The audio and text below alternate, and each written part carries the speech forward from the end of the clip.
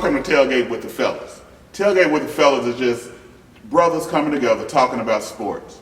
Just like ordinary fans. No statistics, no interviews from professional writers, anything. It's just fans coming and talking together, talking about sports. This is Tailgate with the Fellas. I'm Jeremiah Watts. This is... He doesn't know my name, but it's okay. I've been knowing him for a long time, and he still doesn't know how to pronounce my name. But I am the one, the only Khalil Hakeem. What's up, world? Tailgating with the Fellas is something we just came up with. Thought it'd be a good idea to give a fan's perspective on the world of sports. So we're going to be talking about a myriad of subjects, different stuff, different things. We're not always going to agree. We very rarely do we agree on anything. But it's going to be fun, and we hope you guys enjoy it. This is just for fun, man, and we're excited about our first time doing this. This is number one, ain't it? Yeah, number one. First one. Y'all, you guys get to witness history. This is history in the making. That's it. Is it kind of like, you know, like Christopher Columbus when he, is that type of history? No, it's not going to be that type of history. Okay. But it's going to be history making. But we know that story wasn't true anyhow. That Christopher Columbus Okay. thing, We're not going to go there. That's a whole different. I'm sorry. We're talking about sports, my bad. Whole different subject. Okay. But first, we're going to talk about the NFL, since that's the hot subject right now. Yes, sir. Which is the NFL. You know, we know the Dallas Cowboys are making headway and turning heads. I am a Dallas Cowboy fan. You know. So if I get caught up talking about the Dallas Cowboys too much, just excuse me. We hype right now. I will rein him in. But I'm real. I tell you the real deal about the Dallas Cowboys. But right now we're gonna talk about the Chicago Bears. I will rein him in if you start talking about the Cowboys. We ain't going out like That's that. because this team's Oakland Raiders, so we know how they go. Okay, moving on. We're gonna talk about the Chicago Bears. The big thing about the Chicago Bears, they're 3-4 right now, yeah. And you had a big to do about what Brandon Marshall said in the locker room, where he didn't mention Jay Cutler's name. But he did. He didn't mention it. The highlight, he mentioned it on a down low way by mentioning everybody's name on the offensive team. He was very covert about it. Except Jay Cutler. He was talking about Jay Cutler. So we all know as fans who he was talking about. Yes. But the Bears, I look at it like this, that there's no reason why they should be 3-4. And if you look at who they have on the team, they have Jeffries and Marshall, two of the top wide receivers in the game. They have Bennett at tight end. Yep. They have Forte at running back. Yep. And the key denominator for them is Jay Cutler. Jay Cutler, he throwing interceptions left and right.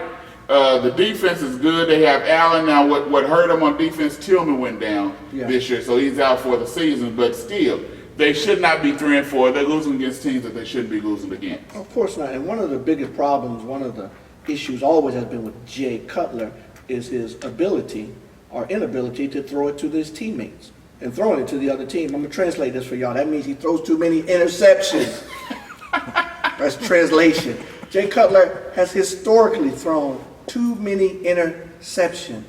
That will ruin any good drive. So Jay Cutler's issue has always been his interception. Brandon Marshall, who played with him in Denver, is fed up with it. I'm feeling Brandon Marshall's pain. I understand. The Bears, the Bears, they're a better team than their record.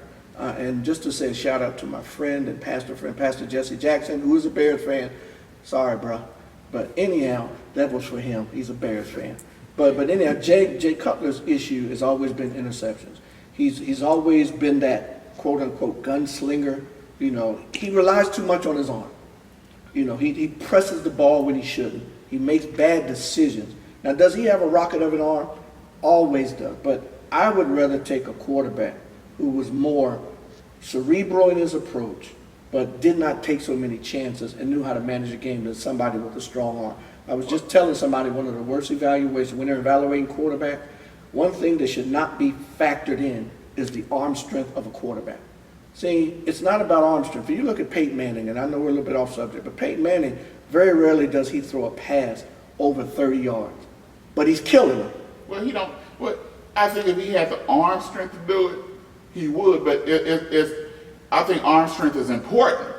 But it's the mind understanding that when to check down, when to throw to the at hot receiver, when to throw it to a running back out the backfield. What Jay Cutler does, he tries to force it into Brandon Marshall and Jeffries too much. Yeah. He don't check down enough. I believe if he checked down a little bit more, I think that the offense will run a little bit better. Yeah. I think there'll be better offense. So with Jay Cutler, I think if we can ever get him to swallow some of his pride, I think that he has. I'm not for sure.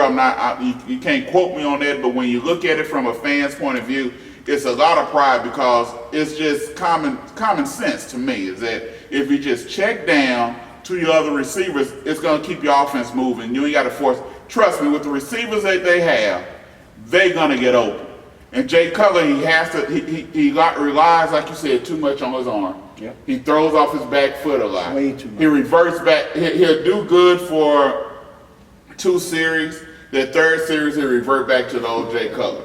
And you'll get interception or you'll get a fumble or he'll take the sack. You understand that if you don't have a good line, you have to find out where your check down receiver is because you might have to get rid of that ball a little bit quicker or throw the ball away. There's nothing wrong with throwing the ball away. Throw it away. And a lot of times people with big arms, they don't want to throw the ball away. I.e. Brett Favre. Yeah.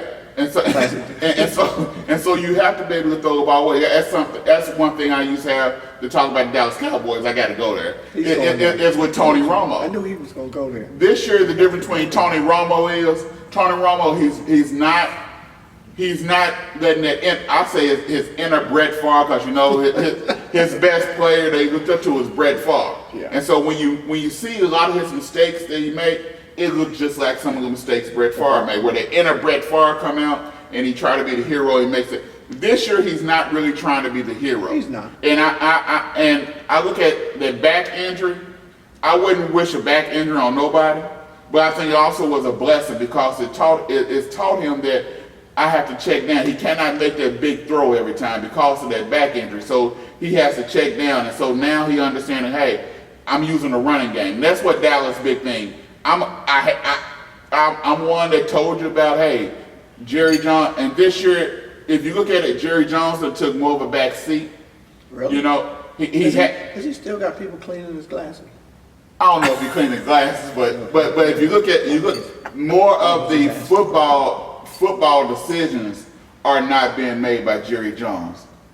Per se, so he took a little bit more of a back seat, which is good, which is a blessing. Yeah. Because I always say Jerry Jones is one of the top owners in the game. If I had to have an owner, hey, I choose Jerry Jones. He's not afraid to spend money. He's not afraid. That's it. Not afraid to spend money. And what happened is, if you look at the Dallas Cowboys, they look more like the Dallas Cowboys of the '90s. Yeah. They running the ball. Yeah.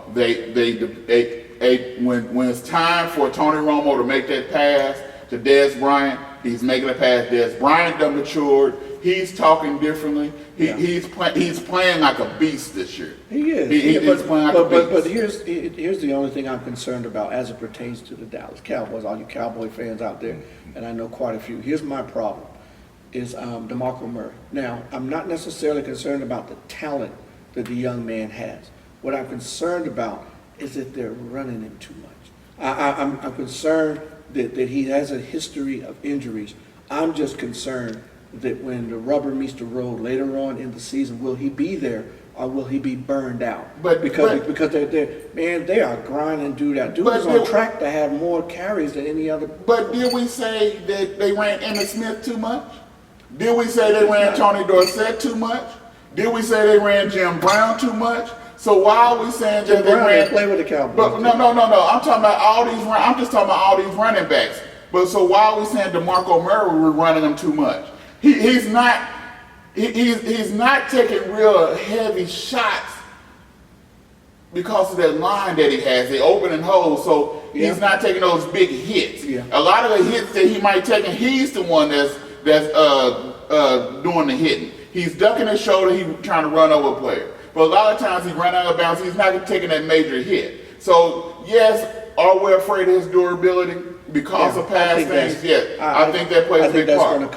But if they can get Randall and Dunbar to step up and take at least 10 carries away from him, in which that's what they're trying to do. They're trying to integrate Randall and Dunbar in there to take away a little bit of those carries. So it makes a big difference. He's going to need that. He's going to need that time off. But as we continue to talk about, because he want to talk about the Cowboys. No, I won't. I ain't gonna talk about them all day long. Man. I'm a realist, and I'm a fair person. I want to talk about the San Francisco 49ers. I'm gonna leave the Oakland Raiders alone. There's nothing to talk about with the Oakland Raiders. So we're gonna go. We haven't won a game yet. That's a short conversation. We're 0-6. No, y'all 0-7. 0-6. Come on, man. You trying to give us more like that, man? 0-6. Okay. No, but what I really want to kind of change gears with, as we stick with the NFL, is the Seattle Seahawks. First of all, Seattle is in turmoil. These are the defending Super Bowl champions. They're in turmoil right now. First of all, you trade Percy Harvin. Why did they trade Percy Harvin? Well, I think the way they say is that he was causing problems in the locker room. Be real. Why did they trade Percy Harvin? Percy Harvin is a historically known to be knucklehead. He was a knucklehead in Minnesota. They got him over there in Seattle, and he's still a knucklehead. He was a knucklehead in Seattle. Rumor has it that he actually slammed Golden Tate the day before the Super Bowl. They got into a fight. That's rumor has it. Seattle's in turmoil. That's why they got rid of Percy Harvin. Because Percy Harvin's a knucklehead. He's always been a cancer in the locker room. The locker room right now is fractured. It's divided. But to me, Seattle wasn't using Percy Harvin correctly anyhow. That's just my opinion. When you have a weapon like Percy Harvin, you have to use it. But also I think that by forcing Percy Harvin, it took away from who Seattle was. If you look at last year's Seattle offense, yes, this year they're getting a little bit more productivity, but last year's Seattle offense was beast mode. They went through beast mode. Everything went through beast mode. This year, his carries are down. And they're not going through beast mode as much. I think if once Seattle go back through beast mode, who they are, they controlled the clock with beast mode. They did. So that makes a big difference. So now their defense is on the field a little bit more. They lost some of their players. They lost some of the players up front, and so they're all and they lost their starting other corner over there is hurt. Yeah. So now they're having to adjust and move Sherman around and cover the best receivers, which I thought that he should be moving around. If you're the best in the game, then let him play. You play the best. That's called the Deion Sanders rule, where Deion had one responsibility. He played the best receiver. And that was all you worried about. You played their best receiver. But there's another issue going on in Seattle that needs to be discussed, and it's this whole Russell Wilson thing. Russell Wilson is catching a lot of flack. Russell Wilson is catching a lot of flack in the media. Now, it's nothing that he's done wrong, but here's the quote-unquote issue that allegedly, and we use those words, and I will always enunciate words that, like, rumors and allegedly. Well, allegedly, the rumor is in Seattle that Russell Wilson is not black enough. What? Just go ahead and take a deep breath. When I heard this, it bothered me because I look at it, what is black enough? What has been, you got to walk around with tattoos all over your body, pants sagging, talking slang to be black enough? Here's the problem, and it's threefold with Russell Wilson. First, they say he's too close to the front office. Now, I don't exactly understand what that means, but I'll give you my spin on what they mean by too close. He's too chummy with his bosses. Everybody works with somebody who's always chummy with the boss, right? We all work with somebody who's always up in the boss's face. Hey, how you doing? Of course, that happens in the workplace. It happens anywhere. So that's something I've seen before. That's something you've seen before. We have that one employee. They're always cool with the boss, and they're always in the boss's face. Okay, I understand that. The second thing that they say is wrong with Russell Wilson is that he doesn't take responsibility when he makes a mistake. Like, if he throws an interception, this is what they're saying, allegedly, the players. Said that Russell Wilson is always, if I throw an interception, you didn't run that route correctly. You did it wrong. You should have broke it off here. But he doesn't take responsibility. Now, the third thing they say, and I have no idea what this has to do with his football ability, is that he's not black enough. Now, this whole not black enough thing it permeates in the black community when African Americans, blacks, whatever we're calling ourselves, but when we use proper English, when we enunciate correctly, and when we conjugate verbs, we're not seen as being black enough. Now that you would honestly believe that that's something that we would get just in our community and not necessarily at a workplace, but it does happen. And you have this problem that Russell Wilson is going to deal with, is that when he communicates, he doesn't just be like, yo, yeah, you know what I'm saying? You know, man, this is the way we got to do it. You know, Russell is very well spoken. He's very articulate with what he says, and he's very smart. So what he does is when he speaks, you know, he's clear and he communicates effectively. Now, unfortunately, it seems like with black people, that's not being black enough, which I think is a bunch of nonsense, as Mike Tyson would say. That's ludicrous, but I just believe it's another reason for them to poke at it, just to kind of poke at him, because when everything was going good and the Seattle Seahawks were winning Super Bowls, nobody cared whether or not Russell Wilson was black enough. Nobody cared whether or not Russell Wilson was enunciating verbs and was talking with a particular way, and nobody cared. When you lose, people complain about everything. When you win, winning covers a multitude of mess. So when you win, people are just kind of, everybody's okay. See, I don't see the problem.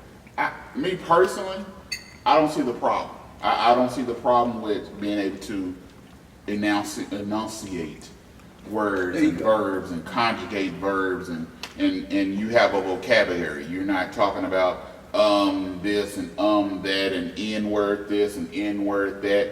You're able to talk and communicate with all genres of lifestyles, all genres of life. I don't see a problem with being able to communicate and be able to be in that type of lifestyle, that type of way. If I'm able to communicate with my boss in a language that he's understanding, that's going to help me be successful, hey, more power to me. Yep. That means I paid attention in school, and so that means I learned from my English teacher how to conjugate verbs and do what I needed to do. So I'm sorry about that. Yeah. So you saying he's not black enough? If we had an issue, and I'm be straight up forward, if we had an issue in this world, they're not gonna put Russell Wilson in this corner and Beast Mode in this corner. No, they're gonna put us all together. Yes. And it's gonna go down. It's gonna go down. But right now we're supposed to go down for a quick break. We'll be right back. In 2 and 2. I stole that from somebody.